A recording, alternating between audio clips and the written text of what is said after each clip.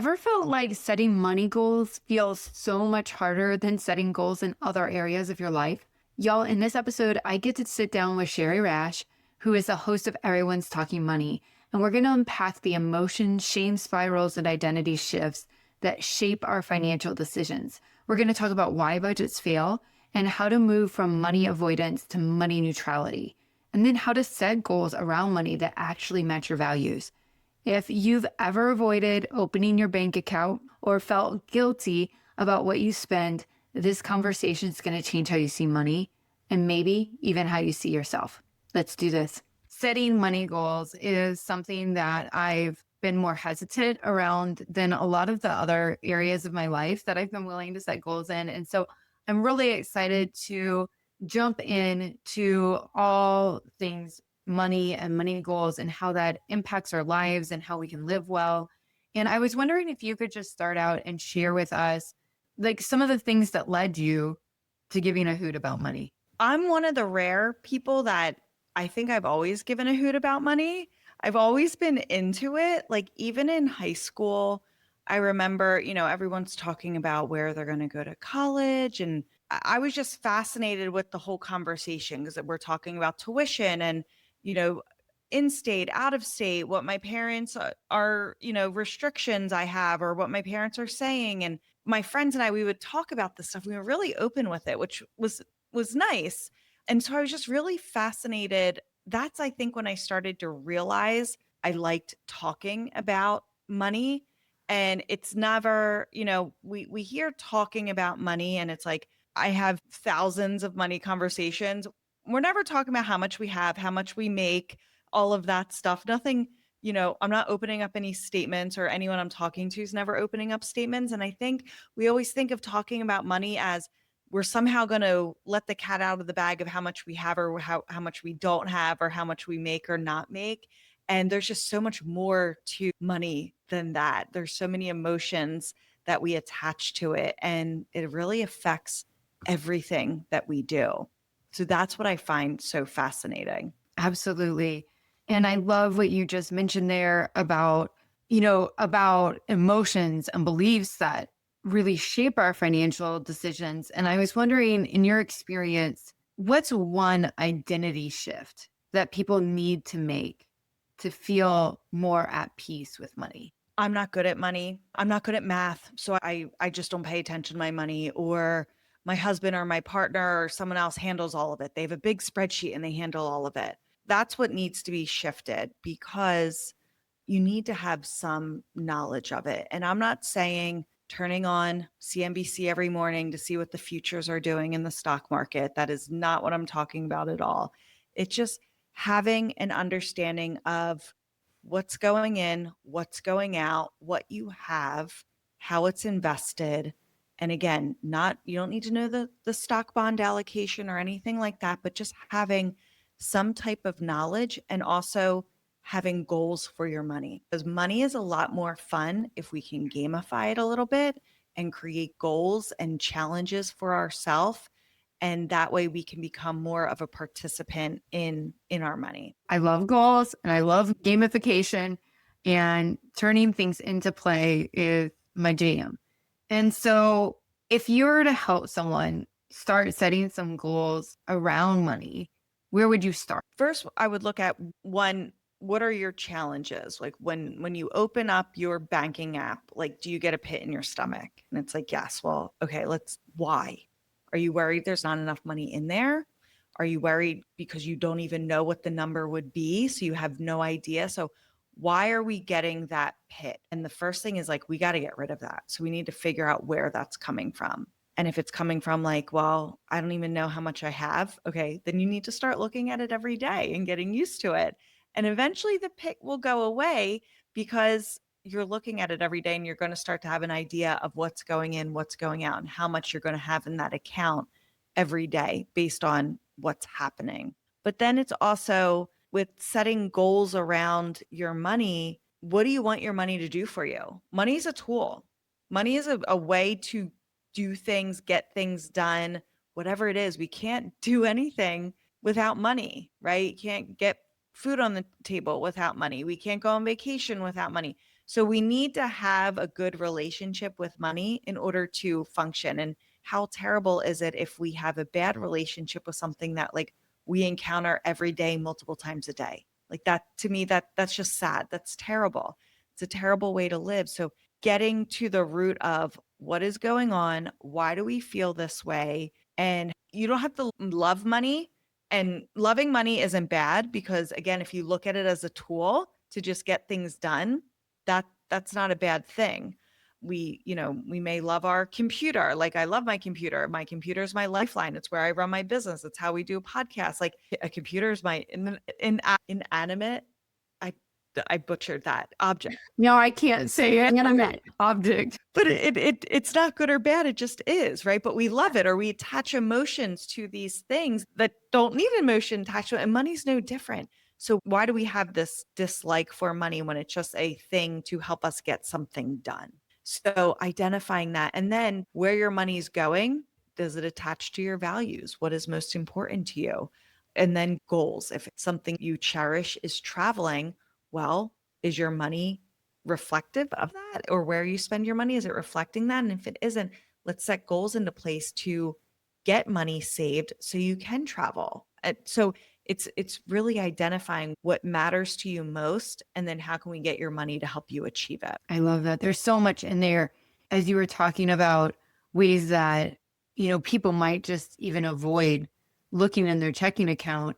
And I think what's sometimes a challenge is we need to get honest with ourselves, and we also need to at least have some basic knowledge of what's happening with our money. But what I do find is that it's so hard for people, myself included, to take that step to know without going into a doom spiral of shame. And is there something that you do to help people with that kind of detachment, or to like shift to let's get curious about it mode, as opposed, because I think that then it's like, oh, well, I don't want to be in a relationship with my money. I don't want to see it. And so if I don't have to see it, then we're not in a relationship. And then I don't feel bad about how I treated it. So when I'm working with my clients, I can very quickly figure out what their relationship with money is. Like I'll just start our meetings, like what's going on? What's on your mind? And then they just start. And that just tells me right away what kind of headspace they're in. If we don't want this doom spiral with money, it's like, well, everyone's doom spiral is different. Is it because I feel weird that I have money? Is it because I feel like I never have enough? What is it? So we have to get to the bottom of that. Are we afraid you're going to run out of money?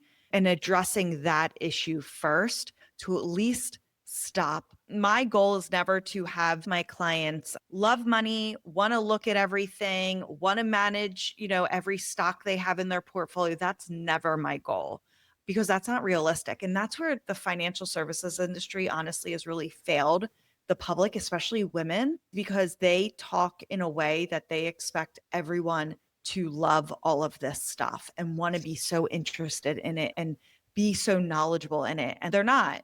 No, a lot of people aren't and never are going to be. And the information we receive, we have to meet you where you are and speak at the level that you want to be spoken to about money. So my goal is to just get you like neutral, like get your head out of the sand. Your head doesn't have to be in the spreadsheets or in the statements and all of that, but at least getting you out of the sand and having you neutral. We don't have to like this. You'll never like it, but at least you're not hating it. It is what it is. Like, I just want to get you to it is what it is, and set up the processes in place to get you there. So at least you're not operating from that negative mind frame, because that's the worst place to be. That sounds healthy. Like it sounds like a healthy approach to thinking about money. And, one of the things that you mentioned is the way that you're spending money connected to your values and to your goals. And one of the things that kind of blew me away a bit when I first started working with women around planning and goal setting, and I should have known this from like research that's out there, but I was surprised at how often women were setting goals that weren't really what they wanted, and that their values too, if you would ask them to like, what are your values? were kind of values that they felt like other people would want them to have. So, how do we connect people with their values and their goals so that when they're spending their money, it isn't going up to these made up values? Yeah. And that could take time, right? Their initial values may be what they think they should be. But if they say something like, well, I really want to make sure I have enough money for retirement, it's like, no. Like, yes, of course, retirement's important and all of that. But it's like, is that really what you're valuing? Is that our whole purpose of everything is making sure that you can retire? Like you're just working in order to retire. So it's like, okay, no, I'm not, let's dig a little deeper here. Let's try a little bit harder. Or if retirement is the goal or if that is a value, what do you picture yourself doing Yeah. for retirement? Because we can only sleep in and watch TV for a week or two. Like, and then it's going to be like, I need to do something with my life. Like, what are you doing with your life? What are you going to spend your time doing? Is it volunteering? Is it botany? What are you going to do with your time? And then that's where we kind of can get to what the values are. Traveling, spending time with my grandkids, being with my children, whatever it is, that's where we can pull what are your perfect days? And that helps us to work backwards of what are we going to fill our days up with? And that's where we get to our values and what's important. I love that. I love how specific the visualizations of the future then become, and how then that specific visual can help guide it. Because it's so often someone will say, like, I just want to have a clean house. Well, everybody's definition of a clean house is incredibly different. So, like, do you mean nothing on the countertops clean? So, like, let's get really clear about like what we mean by that. And I love that. And thinking about what are the specific things that you want to do in retirement, if that's the goal, and then how do we plan for that? Do you find that people get really resistant to setting some of the goals or either money goals around their values because they feel like they just need to take care of the essentials? So, in addition to having my podcast, I'm also a financial advisor. So, I also work with clients every day and talk about all of this stuff and plan and work with them. So, no one wakes up on a random Tuesday and goes, I need a financial advisor. That's what I need. That's what's been missing in my life. Something has to happen, right? So, what was that thing that happened? Or was it a bunch of things that happened, but this was like the straw that broke the camel's back?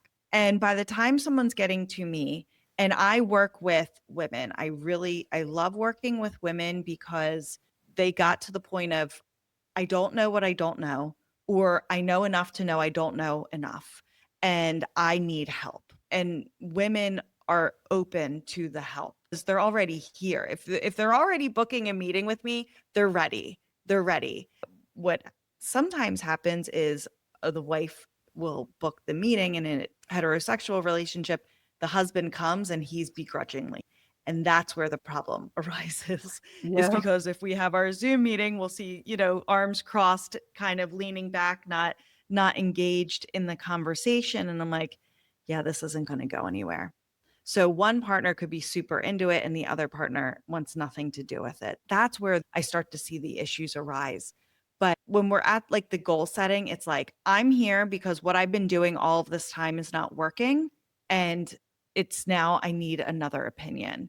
And I also find when women specifically use like traditional budgeting system, they fail. They don't work. Who has the spreadsheet? The men have the spreadsheets. Who tracks every dollar in and out? The men do. And men and women think very differently about money. Men just look at performance and numbers and tracking and can be much more restrictive, generally speaking, can put those restrictions in place and just like accumulate money.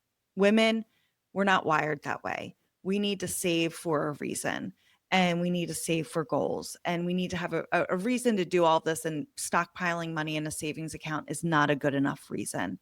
So just with that alone, when men and women are talking to each other about money, like it's just two completely different languages they're speaking. So if a If a man's trying to put a woman on a budget, it's going to fail. And budgets fail for 70% of the population. So if you've tried to do a budget and it fails, don't feel bad. You are not alone. And the reason why budgets fail is because they only account for the basics. If I were to ask you, well, what do you spend in a month?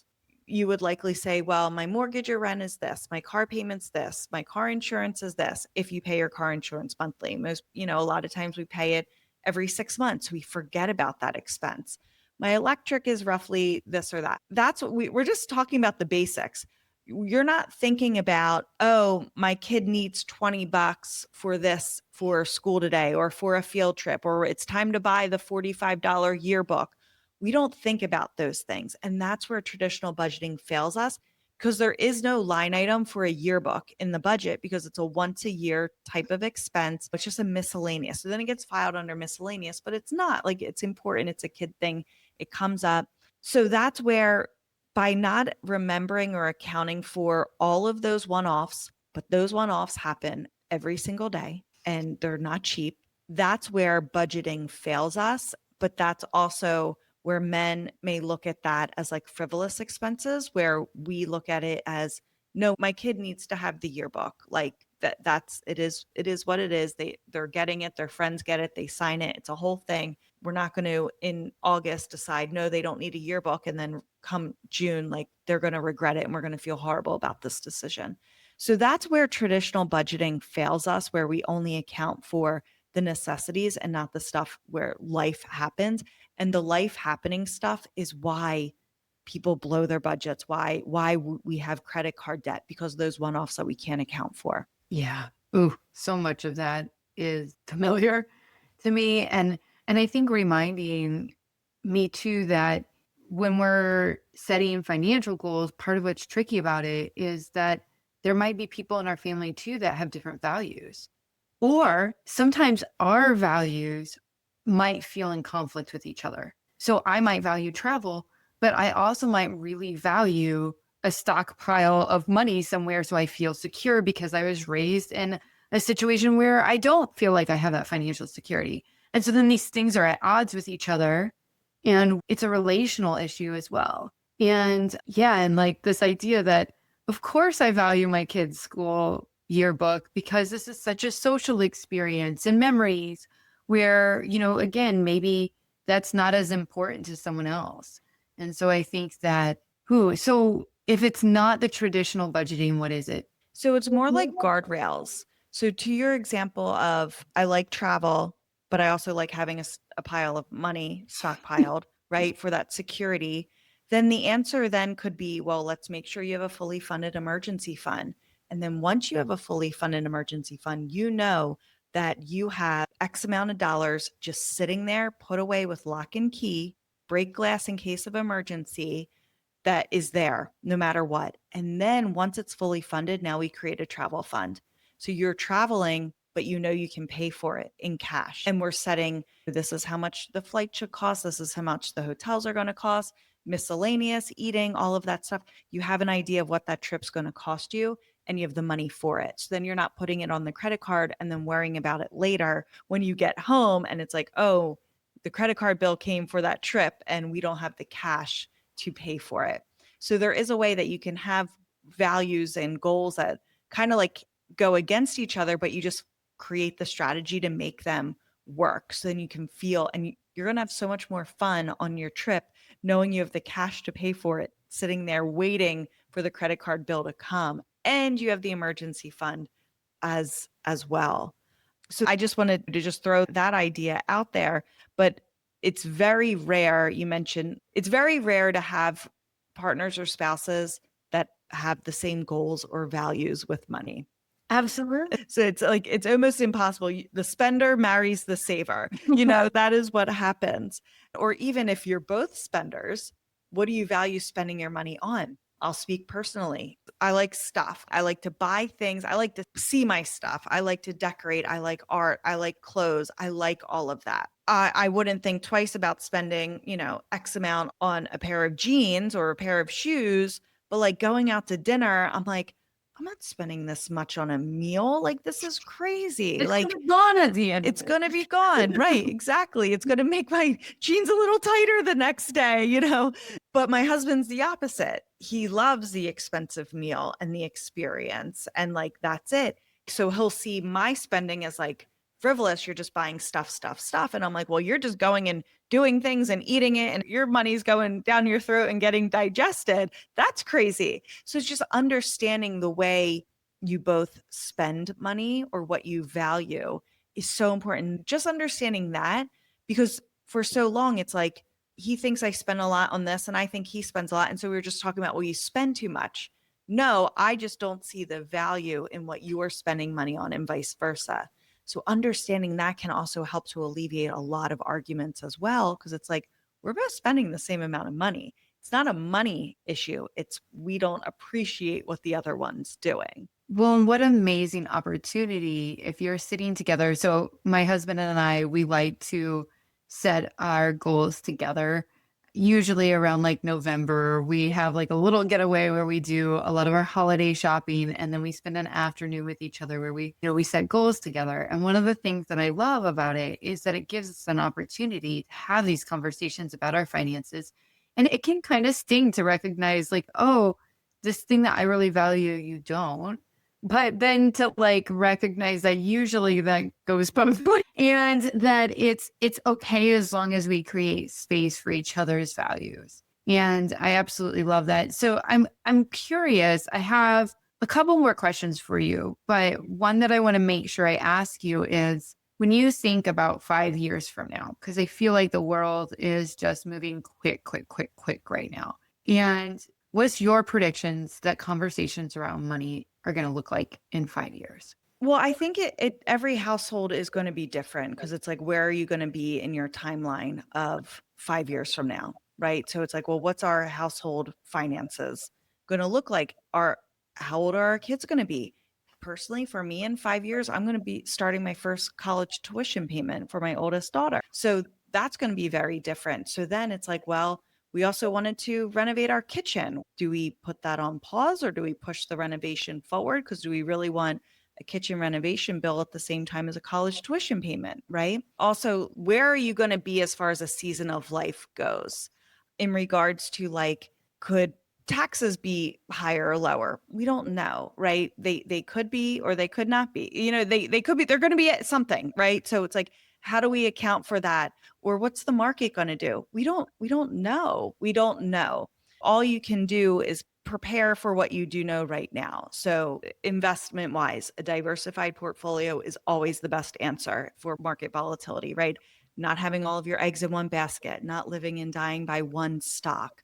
But then also having those 5 year plans is good, because you can start making changes today versus, surprise, my daughter's a senior and we need to start paying for college next year, and we don't have a dollar saved, or we're not prepared for it, or we don't have that flexibility in our income to just shift from one place to another. So I think having those 5 year plans is super important. I have a timeline of the next like 15 years of like all the big expensive things that are happening. And I have 4 kids.